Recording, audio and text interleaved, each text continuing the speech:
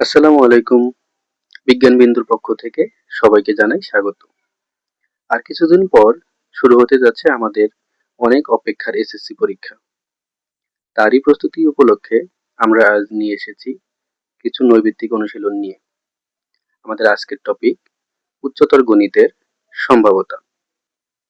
পরীক্ষায় কনফিউশন তৈরি করতে পারে এরকম কিছু প্রশ্ন নিয়ে আজকে সাজানো আমাদের ভিডিও। আমি আপনাদের সাথে রয়েছি রেজন আহমেদ সৌরভ। তবে চলুন শুরু করা যাক। সম্ভাব্যতা। আমাদের প্রথম প্রশ্ন, যদি কোনো পরীক্ষায় n হলো সমগ্র সম্ভাব্য ফলাফল এবং m হলো a ঘটনার অনুকূল ফলাফল, তবে আমাদের সম্ভাব্যতাটা কত হতে পারে? probability of a equal to n divided m, নাকি m divided by n, নাকি m গুণন n? আচ্ছা, আমরা জানি সম্ভাবনা হচ্ছে অনুকূল ফলাফল ভাগ সকল সম্ভাব্য ফলাফল।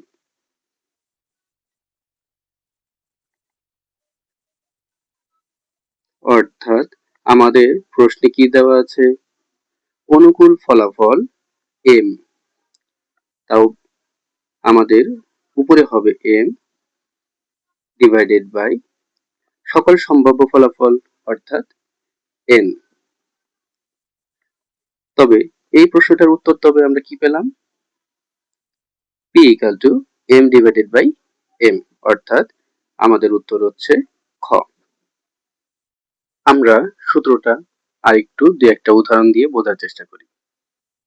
ধরো তোমার কাছে একটা ব্যাগে কিছু বল আছে। বলগুলো দুটো কালো, তিনটে সাদা এবং একটি লাল। এখন আমাকে যদি বলা হয় যে লাল বলটি তুলতে হবে, তাহলে এই লাল তখন হবে কি আমার অনুকূল ফলাফল। তাহলে লাল তোলার সম্ভাবনা কত হবে?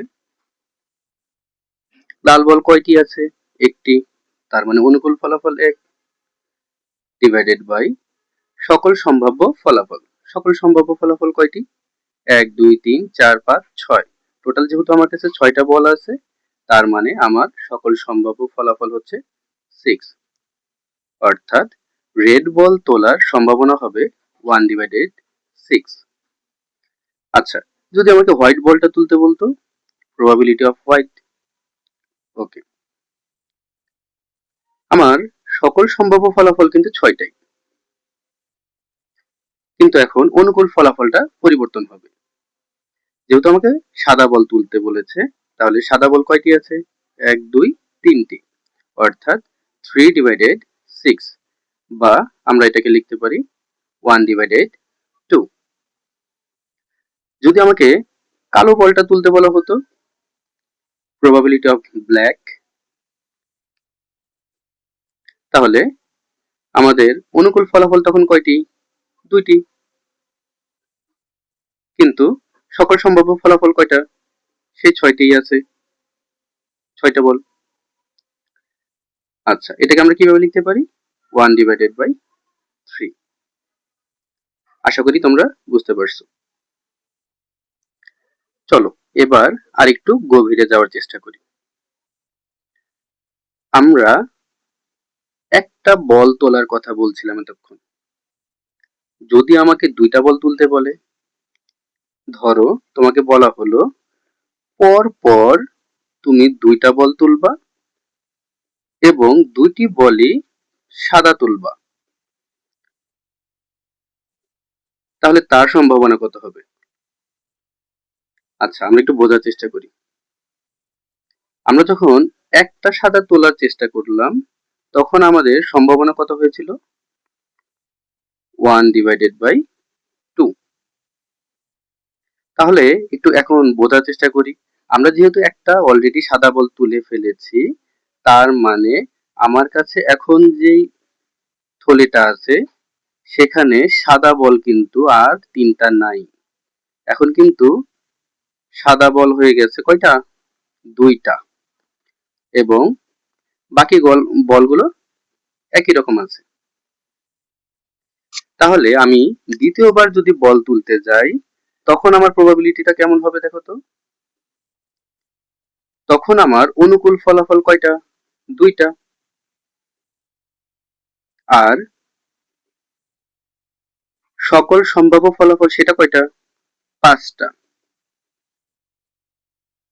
আমরা কি বুঝতে পারলাম?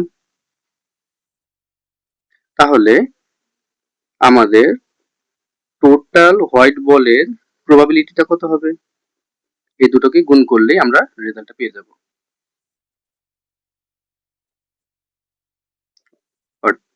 তাহলে আমরা এটাকে লিখতে পারি কিভাবে? 1/5। আচ্ছা, আমরা আরেকটা বোঝার চেষ্টা করি আরেকটু, যাতে আমাদের কোনো কনফিউশন না থাকে। ধরো আমরা দুটোই রেড বল তুলবো।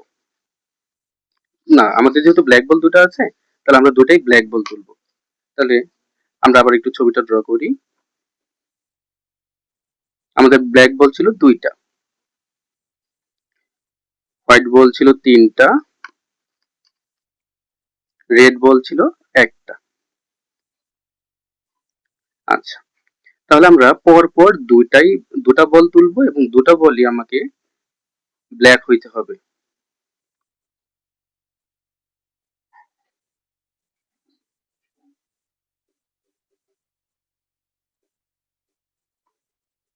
আচ্ছা, তাহলে আমরা একটু বোঝার চেষ্টা করি। আমরা যদি প্রথমবার তোলার চেষ্টা করি তাহলে প্রথমবার কত আসবে দেখো তো? আমাদের ব্ল্যাক বল কয়টা ছিল? অনুকূল ফলাফল আমার 2। আর সকল সম্ভাব্য ফলাফল কয়টা? 6টা। তার মানে আমরা কত পাচ্ছিলাম? 1/3। দ্বিতীয়বার যখন আমি বলটা তুলবো তখন কিন্তু আমাদের একটা ব্ল্যাক বল চলে গেছে, একটা ব্ল্যাক বল কিন্তু আর নাই। তাহলে আমার কাছে এখন খেয়াল করে দেখো তো, ব্ল্যাক বল আর তুলতে পারার চান্স আছে কয়টা? যেহেতু আমার অনুকূল ফলাফল তখন কত হবে? একটাই যেহেতু আছে, তার মানে অনুকূল ফলাফল হবে একটা। আর সকল সম্ভাব্য ফলাফল কত হবে? এখন বল কয়টা আছে? 1 2 3 4 5টা, অর্থাৎ 1/5। তাহলে টোটাল প্রবাবিলিটিটা কত দাঁড়াবে ব্ল্যাক বলের? 1/3 গুণন 1/5, অর্থাৎ 1/15। বুঝতে পারলাম? আচ্ছা, শেষবারের মতো আমরা আরেকবার একটু চেষ্টা করি আরেকটা প্রশ্ন। আচ্ছা, যদি আমাদের দুটা বলই তুলতে বললো, একটি সাদা, একটি কালো,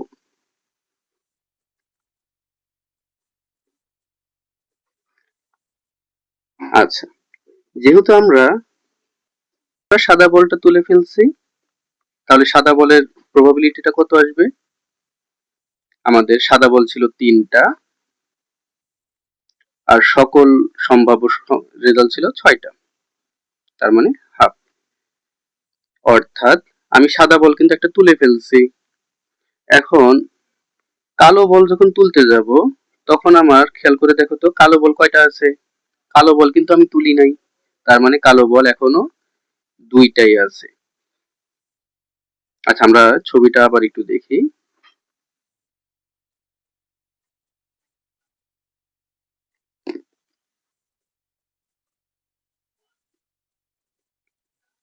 দেখো, আমাদের সাদা বল ছিল 3টা, তার মানে আমার প্রবাবিলিটি অফ হোয়াইট বল সেটা কত হবে? 3। আর সকল সম্ভাব্য ফলাফল কয়টা? 6টা। এই যে 6টা, তার মানে আমরা কত পাবো এখানে? 1/2। আচ্ছা, এখন খেয়াল করে দেখো তো, সাদা বল কিন্তু আমি একটা তুলে ফেলছি, সাদা বল কিন্তু আর থলের মধ্যে নাই। এখন আমাকে ব্ল্যাক বল তুলতে হলে ব্ল্যাক বলের সম্ভাবনা কত আসবে? ব্ল্যাক বল কয়টা আছে? ব্ল্যাক বল তো দুইটাই আছে, তার মানে অনুকূল ফলাফল হবে 2। আর সম্ভাব্য সকল সম্ভাব্য ফলাফল কয়টা এখন? 1 2 3 4 5টা, তার মানে 2/5। আচ্ছা, এখন আমাদের তাহলে টোটাল প্রবাবিলিটিটা কত আসবে? টোটাল প্রবাবিলিটি আসবে 1/2 গুণন 2/5, যেটাকে আমরা ক্যালকুলেশন করলে পাবো 1/5। আমার মনে হয় আমরা এই টপিকটা সম্পর্কে বুঝতে পারলাম। চলো এবার দ্বিতীয় প্রশ্নটা শুরু করা যাক। কোনো ঘটনা এ এর ক্ষেত্রে নিচের কোনটি দ্বারা সম্ভাবনার সীমা নির্দেশ করা হয়? সম্ভাবনার সীমাটা আসলে কত? আমাদের সম্ভাবনার সর্বোচ্চ সীমা হচ্ছে হলো 1,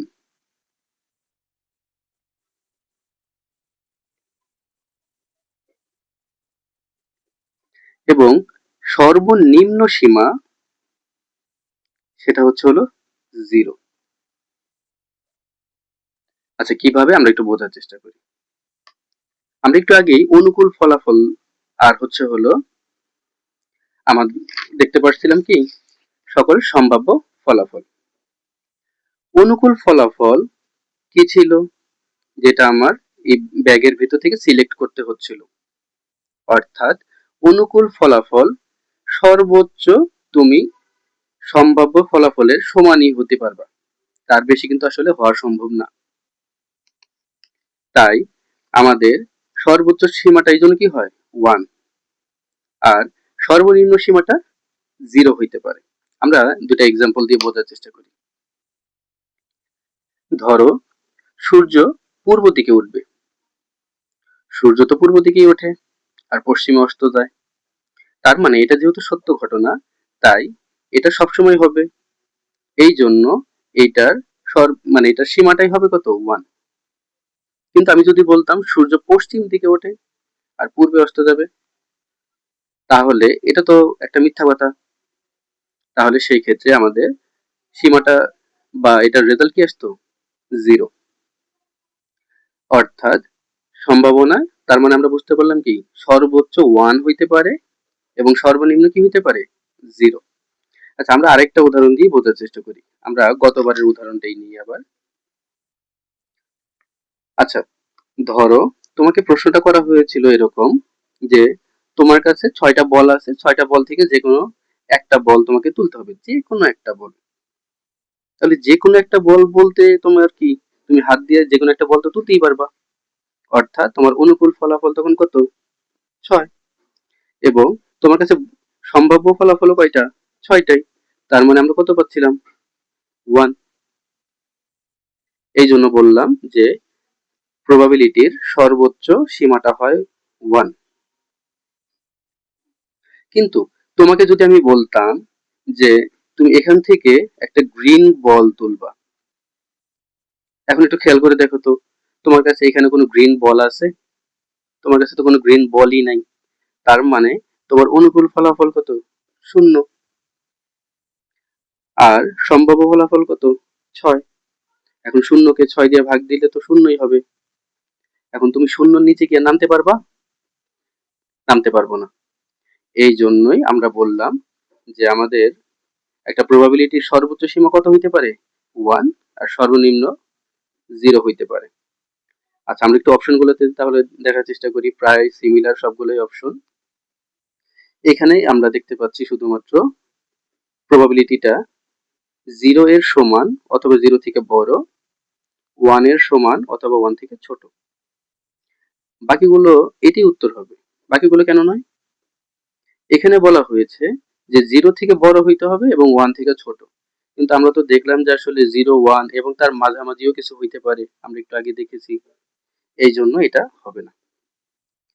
সেম ঘটনাটা এখানেও, যে 0 এর সমান অথবা 0 থেকে বড় এটা বলতেছে, ঠিক আছে 0 হইতে পারবে, কিন্তু 1ও তো হইতে পারে। এই জন্য এইটাও বাদ, কারণ ওরা বলতেছে তো 1 থেকে নিচে হইতে হবে এখানে, তো আমাদের গ নাম্বার অপশনটাও হবে না। তবে আমাদের উত্তর তাহলে কি ক নাম্বার, 0 এর সমান অথবা বড়, 1 এর সমান অথবা 1 থেকে ছোট। এবার চলো তৃতীয় প্রশ্নে যাওয়া যাক। আমাদের তৃতীয় প্রশ্ন, একটি ছক্কা নিক্ষেপ পরীক্ষায় শূন্য আসার সম্ভাবনা কত? একটি ছক্কার মধ্যে কি কি নাম্বার থাকে? 1, 2, 3, 4, 5 and 6। আচ্ছা, তাহলে আমরা প্রবাবিলিটিটা বোঝার চেষ্টা করি। আমাকে বলা হয়েছে শূন্য আসতে হবে। আমাদের এগুলো তাহলে আমাদের অনুকূল ফলাফল প্রত্যেকটা। এখানে তো কোথাও শূন্যই নাই, তার মানে আমাদের অনুকূল ফলাফল আসলে কি? আমাদের কাছে কোনো অনুকূল ফলাফলই নেই। কিন্তু সকল সম্ভাব্য ফলাফল কয়টা? 6টা। তার মানে আমাদের রেজাল্ট আসতেছে কত? শূন্য। তো এইটা হবে আমাদের উত্তর। আচ্ছা, আমরা এখান থেকে আরেকটু প্র্যাকটিসের জন্য যদি আমাদেরকে বলতো যে মৌলিক সংখ্যা আসার সম্ভাবনা। আচ্ছা, তাহলে আমরা এখানে একটু দেখি তো মৌলিক সংখ্যা কি কি আছে। 2, 3, 5। তাহলে আমাদের অনুকূল ফলাফল কয়টা হতো? 3টা। আর সকল সম্ভাব্য ফলাফল 6। তবে আমরা কত পাই? হাফ। তাহলে তোমরা একটু বলার চেষ্টা করো তো যে জোড় সংখ্যা আসার সম্ভাবনা কত আর বিজোড় সংখ্যা আসার সম্ভাবনাটা কত? এবং আরেকটা, 4 থেকে 6 আসার সম্ভাবনাটাই বা কত? আমরা এসেছি আমাদের চতুর্থ প্রশ্নে। একটি মুদ্রা নিক্ষেপে হেড অথবা টেল আসার সম্ভাবনাটা কত? অথবা দ্বারা বোঝানো হচ্ছে আমাদের যেকোনো একটা আসলেই হবে, হেড আসুক অথবা টেল আসুক, কোনো সমস্যা নেই। আচ্ছা, তো আমরা একটা মুদ্রায় আসলে রেজাল্ট কিন্তু থাকেই দুইটা, আমরা জানি, হেড অথবা টেল। তার মানে আমাদের অনুকূল ফলাফল কয়টা? 2টা। আর সকল সম্ভাব্য ফলাফলটা কত? 2টাই। তাহলে আমাদের প্রবাবিলিটি কত আসবে? অনুকূল ফলাফল ভাগ সকল সম্ভাব্য ফলাফল, অর্থাৎ 1। কিন্তু যদি আমাকে অথবা না বলে এবং বলতো, তাহলে প্রশ্নটা কেমন হতো? একটা মুদ্রা নিক্ষেপে হেড এবং টেল, অর্থাৎ তোমাকে দুটাই একসাথে ফেলতে হবে। এখন একটা মুদ্রা ফেললে হয় হেডের দিকে পড়বে নয় টেলের দিকে পড়বে, একসাথে তো দুইটা আসা সম্ভব না। এই জন্য যদি আমাদের এবং কথাটা বলতো তাহলে আমাদের তখন অনুকূল ফলাফল কত হতো? এখন যেহেতু দুইটা একসাথে আসা সম্ভব না, তার মানে অনুকূল ফলাফল কত? 0। কিন্তু সম্ভাব্য ফলাফল কয়টা? 2টা। তার মানে তখন আমাদের প্রবাবিলিটি কত হতো? 0/2, অর্থাৎ 0। আমরা কি বুঝতে পারলাম?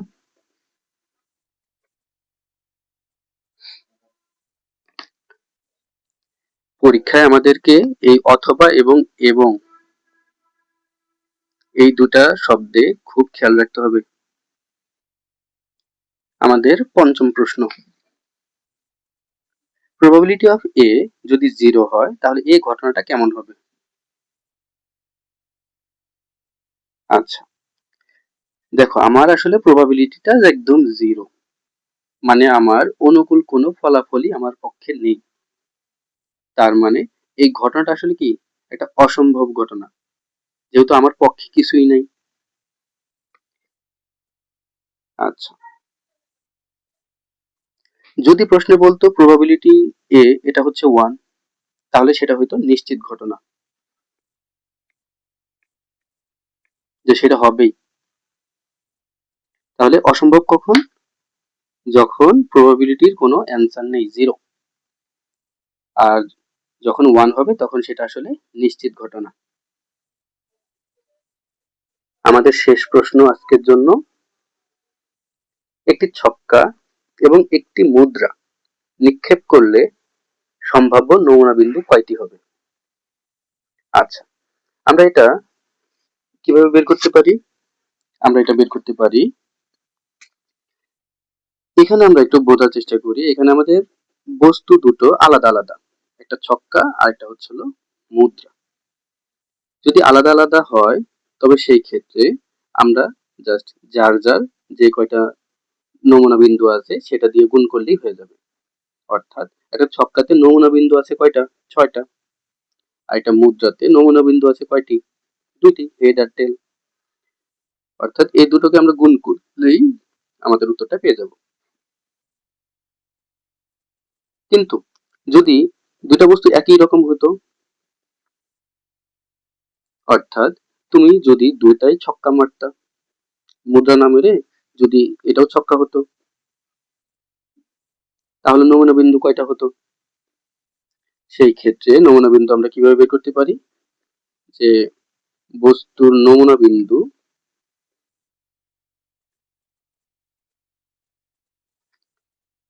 আর উপরে পাওয়ার হবে হলো n। বস্তু নমুনা বিন্দু, যেহেতু আমি ছক্কার কথা বলতেছি, তাহলে যেহেতু দুইটাই আমি দুইবার করে ছক্কা মারতেছি, তার মানে আমার নমুনা বিন্দু কত? 6। আর আমি যেহেতু দুইবার মারলাম তাহলে n হবে হলো 2। অর্থাৎ সেই ক্ষেত্রে আমাদের টোটাল নমুনা বিন্দু আসবে কয়টা? 36টা। আমরা আরেকবার একটু বোঝার চেষ্টা করি। যদি আমি দুটোই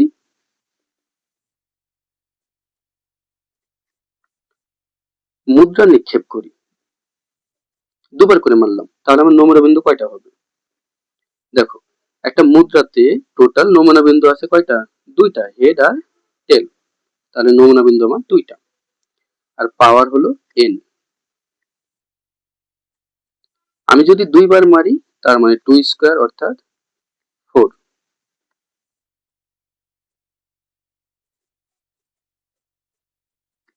যদি আমি তিনবার মারি তার মানে 2 কিউব অর্থাৎ 8। একই রকম ভাবে আমরা আরেকবার একটু বোঝার চেষ্টা করি। আমরা যদি ছক্কা মারতাম দুবার করে, আচ্ছা আমার ছক্কার মধ্যে টোটাল রেজাল্ট আছে কয়টা?